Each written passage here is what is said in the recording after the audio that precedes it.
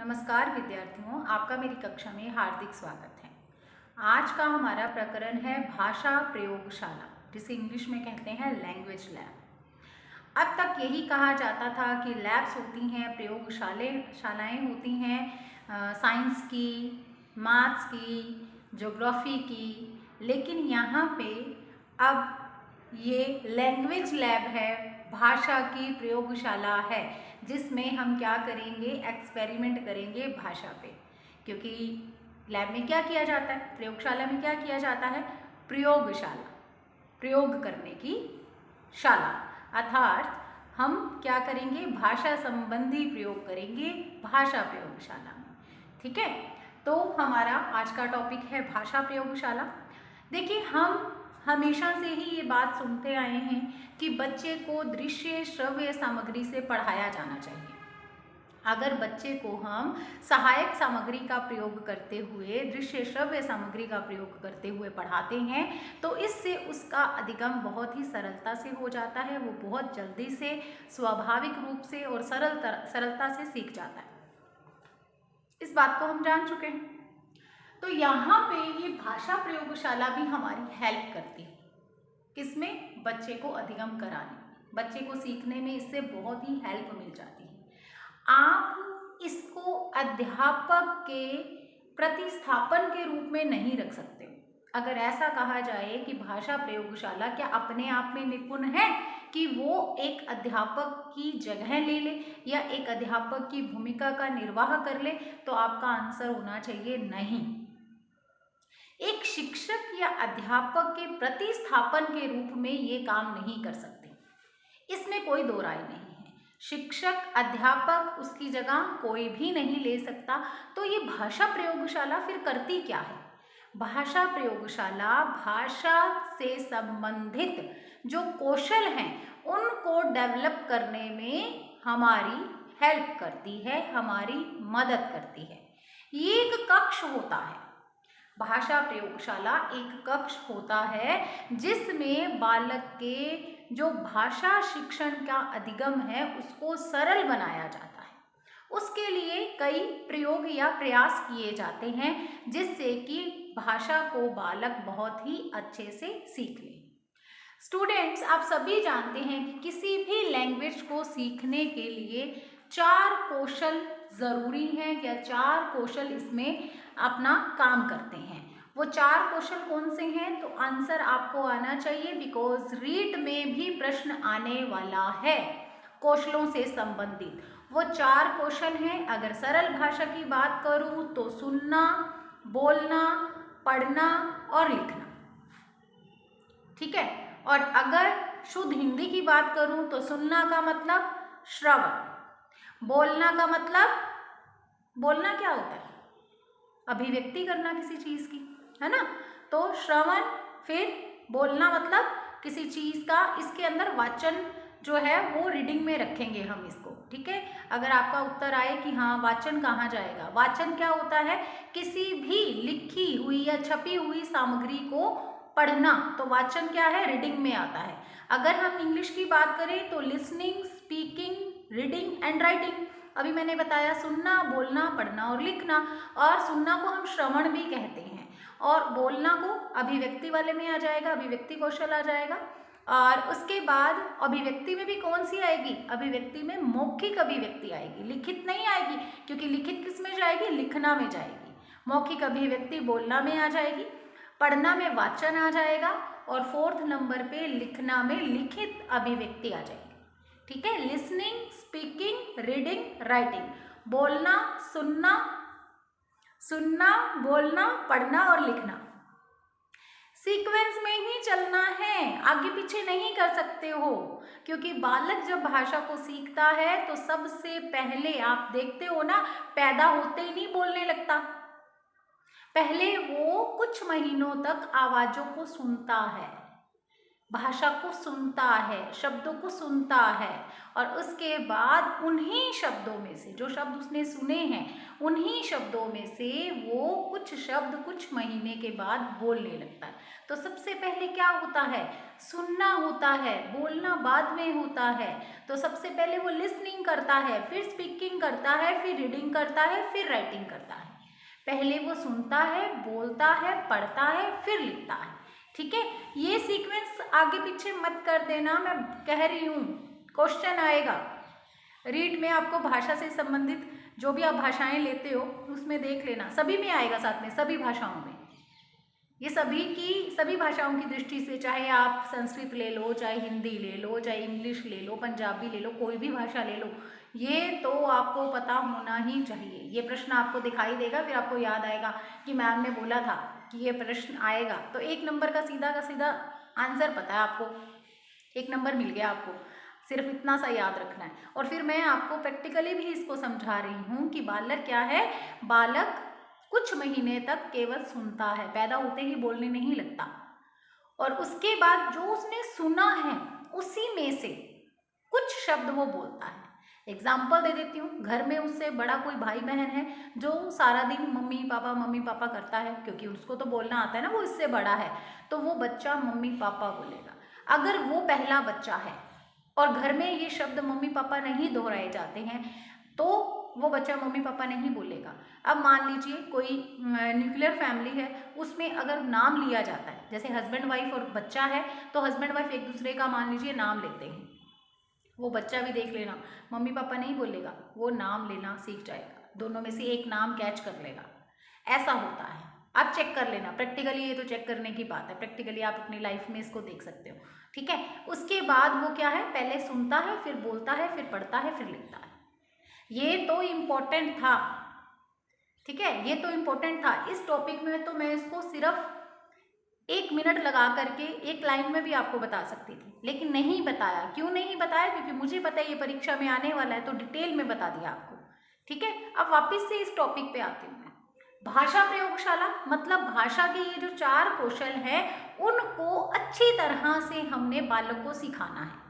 तो भाषा प्रयोगशाला की सहायता से हम इनको अच्छी तरह से बालक में विकसित कर सकते हैं। इन चारों कौशलों को, इन जो 4 की 4 स्किल्स हैं, इनको अच्छे से डेवलप कर सकते हैं, इसलिए हम इसकी मदद लेते हैं। ठीक है, चलो अब यहाँ पे क्या लिखा हुआ है जरा इसको पढ़ लेते हैं हम।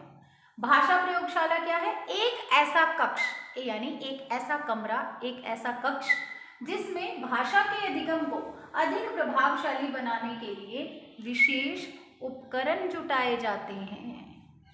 लैब में क्या होते हैं, इंस्ट्रूमेंट्स नहीं होते हैं क्या, तो यहाँ पे हमारी लैब में, हमारी लैंग्वेज लैब में, हमारी भाषा प्रयोगशाला में भी क्या होगा, इंस्ट्रूमेंट्स होंगे, भाषा से संबंधित इंस्ट्रूमेंट्स होंगे। ठीक है, तो विशेष उपकरण जुटाए जाते हैं। यह भाषा शिक्षण का केंद्र है, भाषा को सिखाने का ये सेंटर है, जिसमें छात्रों को देख लो क्या लिखा है, सुनने, बोलने, पढ़ने, लिखने आदि के लिए नियंत्रित वातावरण प्रदान किया जाता है। ये लो, सुनने, बोलने, पढ़ने, लिखने, आगे ना चारों कौशल, क्योंकि भाषा को सीखने के यही 4 कौशल हैं। तो क्या किया जाता है इसमें, इन चारों कौशलों को सीखने के लिए, सिखाने के लिए नियंत्रित वातावरण दिया जाता है, कंट्रोल्ड एटमॉस्फेयर मिलता है बच्चों को भाषा सीखने के लिए। भाषा प्रयोगशाला में सिखाया क्या जाता है, यही 4 कौशल सिखाए जाते हैं। और होता क्या है, विशेष उपकरण होते हैं, एक विशेष कमरा होगा, एक ऐसा कक्ष होगा जिसमें बच्चों को भाषा सिखाने के लिए, भाषा के अधिगम के लिए क्या किया जाएगा, विशेष प्रकार के उपकरण उपलब्ध कराए जाएंगे। ठीक है, जिससे कि बच्चे के लिए भाषा सीखना बहुत ही आसान हो जाएगा, सरल हो जाएगा, स्वाभाविक हो जाएगा। ठीक है, तो भाषा प्रयोगशाला का समझ में आ गया होगा। अब देखो नीचे क्या है, भाषा प्रयोगशाला के उपकरण तथा अनुभाग। ठीक है, अब कौन कौन से उपकरण होते हैं, कौन कौन से उसके कोष्ठ अनुभाग यानी कि उसके पार्ट्स होते हैं, इस पे हम जरा बात कर लेते हैं। ठीक है, कौन कौन से उपकरण हैं, कौन कौन से कोष्ठ हैं। तो ये 3 कोष्ठ आपको दिखाई दे रहे होंगे। पहला श्रवण कोष्ठ, दूसरा परामर्शदाता कोष्ठ और तीसरा नियंत्रण कोष्ठ। नियंत्रण कक्ष कह सकते हो या कोष्ठ कह सकते हो, कोई ऐसी बड़ी बात नहीं है। श्रवण कोष्ठ, परामर्शदाता कोष्ठ, नियंत्रण कक्ष। इंग्लिश में अगर मैं बात करूं तो क्या है, हियरिंग बूथ है ये। श्रवण कोष्ठ हियरिंग बूथ। परामर्शदाता कोष्ठ, तो यहाँ परामर्शदाता का मतलब एडवाइजर। ठीक है, परामर्शदाता कोष्ठ में एडवाइजर बैठेगा। और ये है कंट्रोल रूम। ठीक है, नियंत्रण कक्ष यानी कंट्रोल रूम। चलो ये चीज पता चल गई भाई। 3 ये कोष्ठ होते हैं जिसमें ये जो श्रवण कोष्ठ है, ये श्रवण कोष्ठ क्या होते हैं, विभिन्न कैबिन्स होते हैं। ठीक है, विभिन्न कैबिन बने होते हैं। जैसे हम साइबर कैफे पे जाते हैं ना, तो आपने देखा है छोटी छोटी सी जो है बीच में थोड़ी सी ऊंची दीवारें होती हैं और डिवाइडेशन किया हुआ होता है। तो इस तरह से ये जो श्रवण कोष्ठ हैं ये होते हैं लगभग 15 से 20, 16 से 20, 15 से 20 ऐसे कैबिन्स बने होते हैं इस लैंग्वेज लैब के अंदर। छोटे छोटे लैंग्वेज लैब के अंदर, इस कक्ष के अंदर ये जो श्रवण कोष्ठ हैं ये 16 से 20 होते हैं। और इसमें क्या किया जाता है कि बस आप ये समझ लीजिए, जैसे आप कंप्यूटर लैब में जाते हो तो प्रत्येक कंप्यूटर होता है ना एक बच्चे के पास, तो बस साइड में क्या किया जाता है, एक छोटी छोटी सी दीवारें खड़ी कर दी जाती हैं। ठीक है, जिससे वो कैबिन्स बन जाते हैं। जैसे कि मैं बता रही हूँ आप साइबर कैफे में देखते हैं वैसे ही तो श्रवण कोष्ठ बने होते हैं। अब एक एक श्रवण कोष्ठ के अंदर एक एक कैबिन के अंदर एक एक बालक को बैठाया जाता है। एक कैबिन में एक ही बालक बैठता है। ठीक है, अब ये जो श्रवण कोष्ठ हैं इनमें बच्चों के पास कौन कौन से उपकरण होते हैं, वो ये हैं।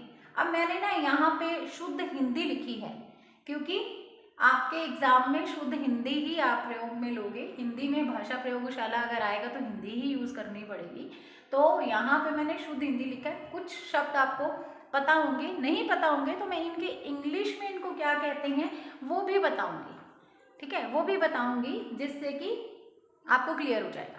अब मैंने यहाँ पे श्रवण कोष्ठ में ये जो 4 चीजें हैं वो कौन कौन सी बच्चों के पास कौन कौन से उपकरण होते हैं, कौन कौन सी वस्तुएं उपलब्ध होती है, इनके बारे में आपको बता रही हूँ। दूरभाष, दूरभाष किसको बोलते हैं, टेलीफोन को। ठीक है, दूरभाष किसे कहते हैं, टेलीफोन को कहते हैं। तो ये तो आपको वैसे पता ही होगा। दूरभाष, दूर वाले व्यक्ति से बात करना, भाष मतलब भाषा। ठीक है, तो भाषा शब्द भाष धातु से बना है जिसका मतलब है बोलना, दूर के व्यक्ति से बोलना। तो दूर के व्यक्ति से किसके द्वारा बोला जाता है, मोबाइल के द्वारा, फोन के द्वारा। तो ये वही है टेलीफोन। तो प्रत्येक कैबिन में क्या होगा, एक टेलीफोन होगा। अब टेलीफोन किसको फोन करने के लिए होगा, घर पे अपने बच्चे अपने मम्मी पापा से बात कर ले उससे नहीं, ये कनेक्ट होगा केवल इससे। ठीक है, ऐसे नहीं है भी फोन दे दिया बेटा, कैबिन दे दिया, आप बैठ करके आराम से बातें कर लो जिसके साथ भी करनी है, नहीं ऐसा नहीं। यहाँ पे ये जो टेलीफोन है वो कनेक्टेड है इधर परामर्शदाता के साथ। ठीक है, यहाँ पे श्रवण कोष्ठ में कौन बैठेंगे, बच्चे बैठेंगे। यहाँ पे परामर्शदाता कोष्ठ में उनका परामर्शदाता कौन होगा, उनका लैंग्वेज टीचर, भाषा शिक्षक, तो वो इधर बैठेगा एडवाइजर। ठीक है, और इधर कंट्रोल रूम होगा। ठीक है, कंट्रोल रूम होगा, इसमें आप इसमें टीचर किसी को बैठा भी सकता है या फिर यहाँ पे जो व्यवस्था होगी वो अपने आप से ही, अभी मैं बताऊंगी यहाँ पे क्या काम हो रहा होगा। ठीक है, तो दूरभाष हो गया, यहाँ पे टेलीफोन होगा इनके पास। फिर है श्रवणेंद्रिय दूरभाष। अब ये श्रवणेंद्रिय दूरभाष क्या है, ईयरफोन।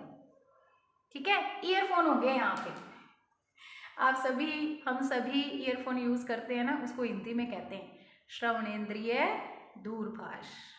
आज आप सभी घर पे अपने ये वाला जो वर्ड है हिंदी का वो यूज़ करना, इस शब्द से बोलना। ईयरफोन को ईयरफोन ना कह करके आप उसको कहना श्रवणेंद्रिय दूरभाष। ठीक है, तो ईयरफोन का मतलब है वहाँ पे प्रत्येक बालक के पास ईयरफोन भी होंगे। स्विच, ठीक है, एक स्विच होगा उसके पास। और टेप रिकॉर्डर, एक टेप रिकॉर्डर भी उसके पास होगा। अब वो बच्चा इस टेप रिकॉर्डर के माध्यम से क्या कर सकता है, अपना जो भी उसका काम है उसको या अपनी आवाज़ जो है उसको रिकॉर्ड करके सुन सकता है। ठीक है, टेप रिकॉर्डर में क्या किया जाता है, रिकॉर्ड करके हम उसको दोबारा चला करके सुन सकते हैं, यानी अपनी गलतियों को पकड़ सकता है।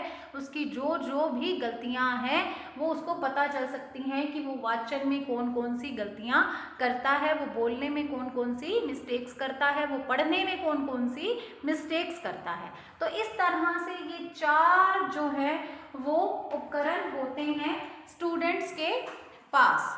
प्रत्येक पोस्ट में होंगे ये, ठीक है, ये प्रत्येक कोष्ठ में होंगे। और कोष्ठ कितने होंगे भूल नहीं जाइएगा, 16 से 20 होंगे। ठीक है, 16 से 20 कोष्ठ होंगे, 16 से 20। और प्रत्येक कैबिन के अंदर दूरभाष, टेलीफोन होगा, ईयरफोन होंगे, स्विच होगा और टेप रिकॉर्डर होगा। ठीक है, चलो ये तो पता चल गया हमें श्रवण कोष्ठ के बारे में। श्रवण कोष्ठ में कौन बैठेंगे, बच्चे बैठेंगे, छात्र बैठेंगे, सीखने के लिए विद्यार्थी बैठेंगे। अब है परामर्शदाता कोष्ठ, एडवाइजर। ठीक है, अब ये एडवाइजर है, ये कौन है अभी मैंने बताया, ये है भाषा शिक्षक, language teacher.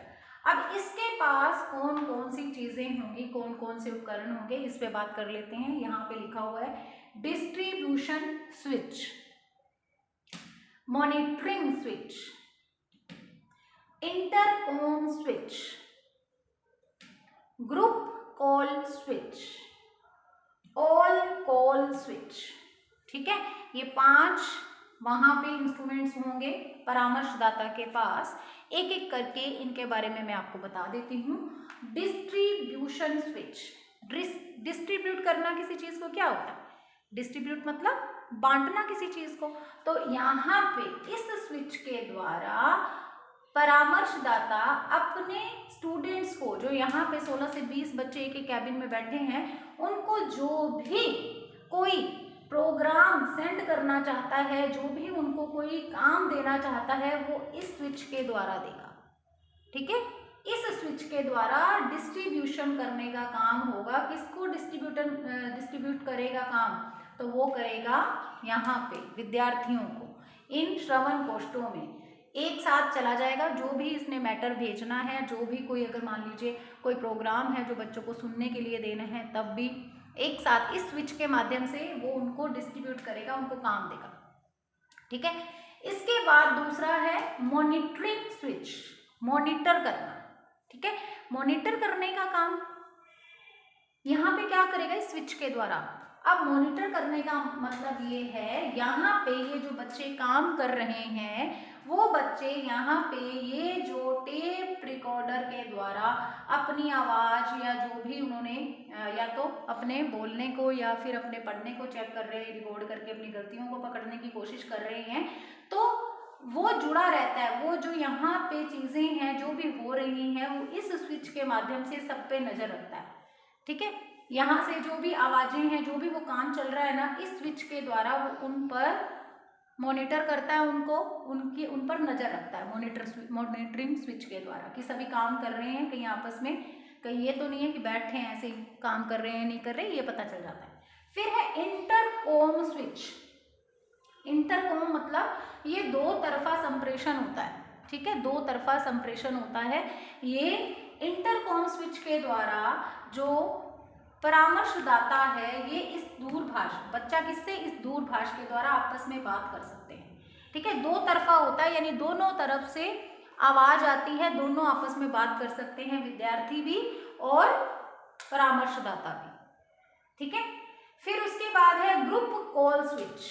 Group call switch, अगर किन्हीं 2 या 3 बच्चों को, 4 बच्चों को, 5 बच्चों को 16 में से 20 16 से 20 जो बच्चे हैं उनके मान लीजिए 3 से 4 आपने कोई ग्रुप बनाए हुए हैं और ग्रुप को एक जैसा काम दे रखा है, ठीक है, तो आप उस ग्रुप से संपर्क कर सकते हो किसके द्वारा, ग्रुप कॉल स्विच के द्वारा, ठीक है। एक साथ सबसे कॉल पे बात कर रहे हो, लेकिन सारे नहीं है बल्कि जो ग्रुप आपने बनाया हुआ है उस ग्रुप से आप बात कर रहे हो।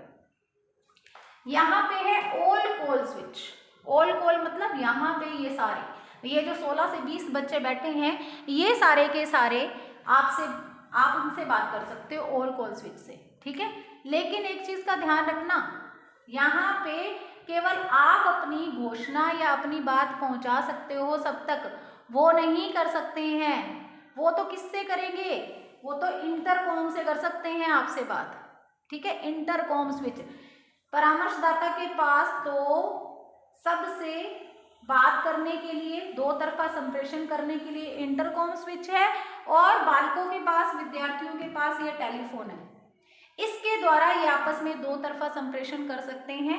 यहाँ पे जब वो ग्रुप कॉल स्विच करेगा तो केवल उसकी आवाज ही जाएगी स्विच के द्वारा ग्रुप को, जो भी उसने ग्रुप बनाया हुआ है 2, 3, 5, 10 बच्चों का, उस तक जाएगी। और यहाँ पे ऑल कॉल स्विच में भी उसकी घोषणा, उसकी बात सबको सुनाई देगी, लेकिन बच्चों की नहीं सुनेगी उसको यहाँ पे, ठीक है। उसकी सुनाई देगी, परामर्शदाता की आवाज बच्चों तक पहुंचेगी, बच्चों की नहीं पहुंच सकती। आपस में दो तरफा तो केवल यहीं पे ही हो सकता है, इसके द्वारा ही हो सकता है, इंटरकॉम स्विच के द्वारा। क्लियर है। अब है ये नियंत्रण कक्ष, कंट्रोल रूम। अब ये कंट्रोल रूम क्या कर रहा है, कंट्रोल रूम में एक मास्टर टेप होगी, ठीक है। मास्टर टेप अगर लिखना चाहते हो तो मैं लिख भी देती हूं ताकि आपको सुविधा हो जाए। मास्टर टेप, ये मास्टर टेप का मतलब यहाँ पे जो भी बच्चा काम कर रहा है, जो भी टेप रिकॉर्डर, मास्टर टेप का मतलब मास्टर इसका, तो इन टेप रिकॉर्डरों में जो भी रिकॉर्ड हो रहा है, जो भी काम है, वो सारा का सारा इस मास्टर टेप में अपने आप ही रिकॉर्ड हो जाएगा। इसको इस तरह से कनेक्ट किया जाएगा कि ये सारा का सारा बच्चे जो भी काम कर रहे हैं वो सारी की सारी रिकॉर्डिंग यहाँ पे होती जाएगी, ठीक है।